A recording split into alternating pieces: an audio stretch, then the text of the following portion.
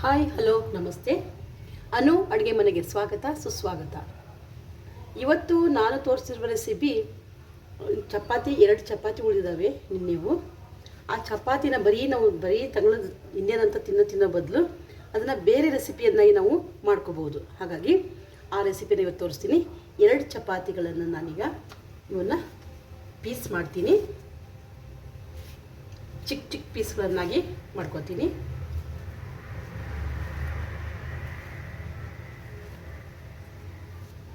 ನೋಡಿ, ಪೀಸ್ಗಳನ್ನಾಗಿ ಮಾಡಿಕೊಂಡೆ.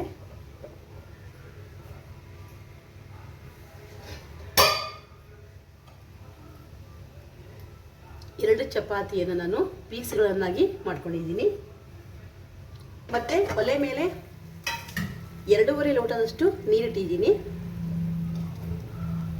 ಇದಕ್ಕೆ ಈ ಚಪಾತಿ ಪೀಸ್ಗಳನ್ನು ಹಾಕ್ತೀನಿ.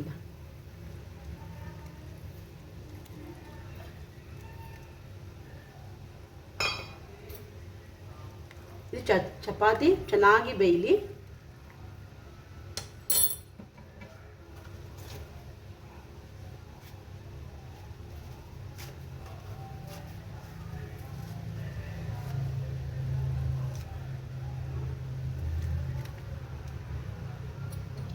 ನಾವು ನಿನ್ನೆ ಅಂತ ಮಿಕ್ಕಿರೋ ಚಪಾತಿ ತಿನ್ನೋ ಬದಲು ಇಂಥದ್ದು ಬಿಸಿ ರೆಸಿಪಿಯನ್ನು, ಸ್ವೀಟ್ ರೆಸಿಪಿಯನ್ನು ಕೂಡ ನಾವು ಮಾಡ್ಕೋಬೋದು.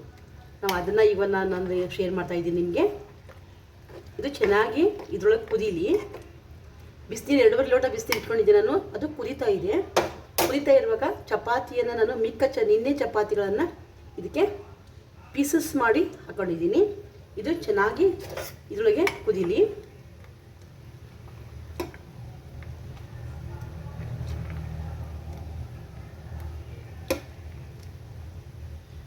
ಒಂದು 2-3 ನಿಮಿಷ ಇದು ಕುದಿಬೇಕು. ಬರೀ ನಿನ್ನೆ ಅಂತ ಚಪಾತಿ ತಿನ್ನೋ ಬದಲು ಈ ರೀತಿಯಾಗಿ ಕೂಡ ನಾವು ಮಾಡ್ಕೋಬೋದು ಅಂತ ನಾನು ಯಾವಾಗಾದ್ರೂ ಇದನ್ನ ಮಾಡ್ಕೊಂಡಿರ್ತೀನಿ. ಆ ರೆಸಿಪಿನ ಇವತ್ತು ನಿಮ್ಗೆ ತೋರಿಸೋಣ ಅಂತ ತೋರಿಸ್ತಾ ಇರೋದು. ಇದು ಚೆನ್ನಾಗಿ ಕುದೀಲಿ ಒಂದು 2-3 ನಿಮಿಷ.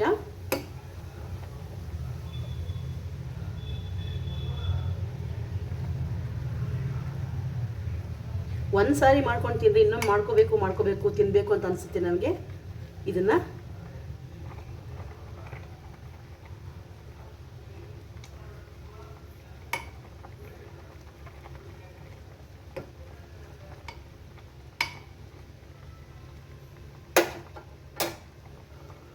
ಚೆನ್ನಾಗಿ ಕುದೀತು ಅಂದರೆ ಸ್ಮೂತ್ ಆಗುತ್ತೆ ಚಪಾತಿ.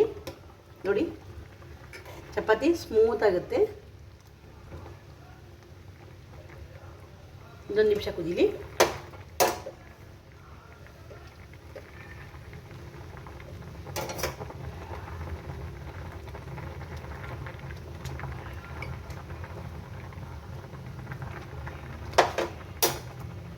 ನಾನು 2-3 ನಿಮಿಷ ಇದನ್ನು ಕುದಿಸ್ಕೊಂಡಿದ್ದೀನಿ.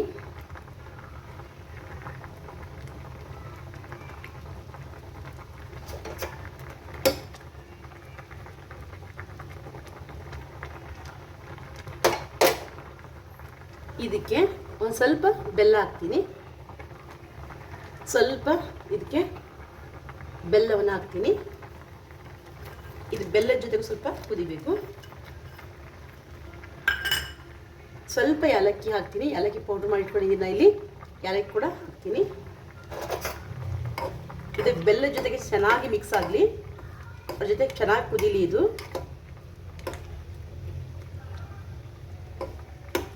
ಬೆಲ್ಲ ಕರಗಬೇಕು. ಕರಗೋ ತನಕನೂ ಇದು ಸ್ವಲ್ಪ ಕುದಿಸ್ಬೇಕು ನಾವು.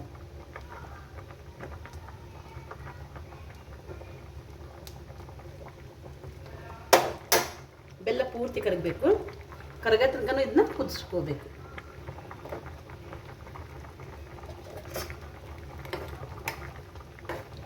ಮನೆಯಲ್ಲಿ ಮಿಕ್ಕ ಚಪಾತಿ ಉಳಿದಿದ್ವು ಅಂದರೆ ಈ ರೀತಿಯಾಗಿ ನೀವು ಕೂಡ ರೆಸಿಪಿಯನ್ನು ಮಾಡಿರಿ. ಚೆನ್ನಾಗಿರುತ್ತೆ, ಟೇಸ್ಟ್ ಇರುತ್ತೆ. ಇದು ಬಿಸಿ ಇದ್ದಾಗ ತಿಂದರೆ ಇದು ಭಾಳ ಟೇಸ್ಟ್ ಆಗಿರುತ್ತೆ. ಸ್ವೀಟ್ ಪ್ರಿಯರಿಗಂತೂ ಇದು ಚೆನ್ನಾಗಿ ಪದೇ ಏನು ಸ್ವೀಟ್ ಮಾಡಬೇಕು ತಿನ್ನಬೇಕಲ್ಲ ಅಂದಾಗ ಈ ರೀತಿಯಾಗಿ ಕೂಡ ನಾವು ಮಾಡ್ಕೋಬೋದು. ಇದು ಚೆನ್ನಾಗಿ ಕುದೀಲಿ. ಬೆಲ್ಲ ಎಲ್ಲ ಪೂರ್ತಿ ಬೆಲ್ಲ ಇದೆ. ಇನ್ನು ಸ್ವಲ್ಪ ಬೆಲ್ಲ ಎಲ್ಲ ಕರಗಲಿ. ಇದು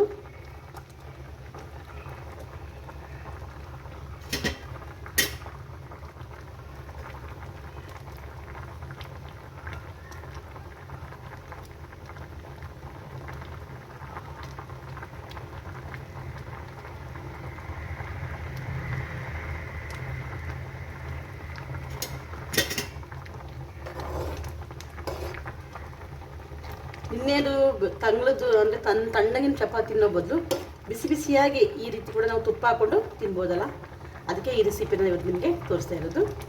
ಇನ್ನು ಸ್ವಲ್ಪ ಬೇಯಲಿ.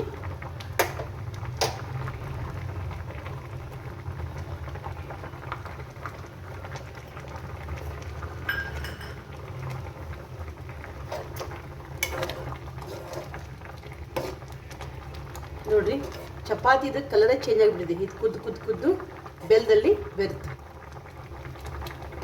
ಇದನ್ನು ಬಿಸಿ ಬಿಸಿ ಇರುವಾಗ ತುಪ್ಪ ಹಾಕ್ಕೊಂತಿದ್ರೆ ಭಾಳ ಟೇಸ್ಟ್ ಆಗಿರುತ್ತೆ. ಇದಕ್ಕೆ ನಾನು ಏಲಕ್ಕಿ ಪೌಡ್ರ್ ಕುಟ್ಟಿ ಇಟ್ಕೊಂಡಿದ್ದೀನಿ. ಏಲಕ್ಕಿಯನ್ನು ಅದನ್ನು ಹಾಕ್ತಾ ಇದ್ದೀನಿ. ಈಗ ಇದು ಹಾಕಿದ ತಕ್ಷಣ ಗಮ್ಮಂತ ವಾಸನೆ ಬರುತ್ತೆ ಈ ಸ್ವೀಟು.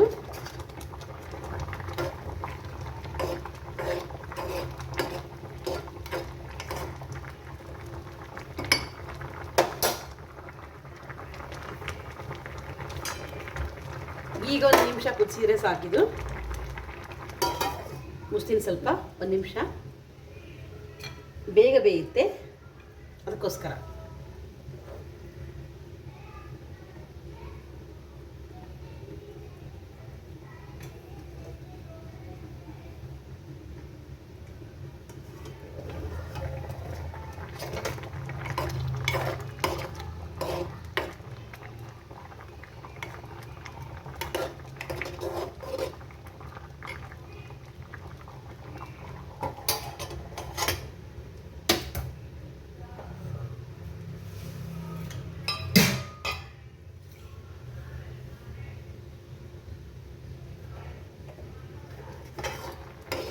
ನೋಡಿ, ಚೆನ್ನಾಗಿ ಬೆಂದಿದೆ. ಇದು ಚೆನ್ನಾಗಿ ಬೆಂದಿದೆ.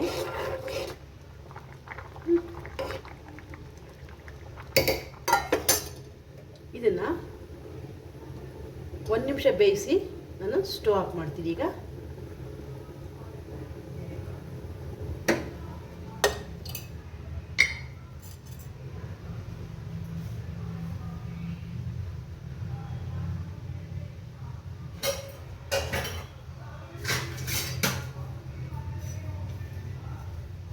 ಸ್ಟವ್ ಆಫ್ ಮಾಡಿಬಿಟ್ಟು ನಾನೀಗ ಸರ್ವ್ ಮಾಡ್ತೀನಿ. ಇದನ್ನ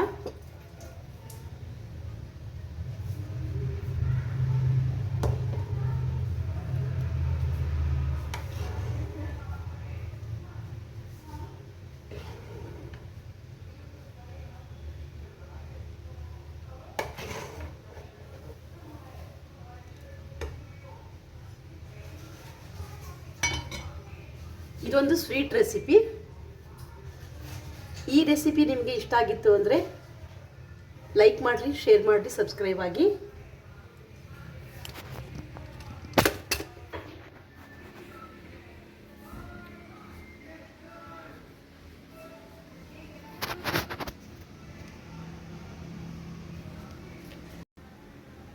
ನೋಡಿ, ಈ ರೀತಿಯಾಗಿ ಇದು ಆಗಿದೆ.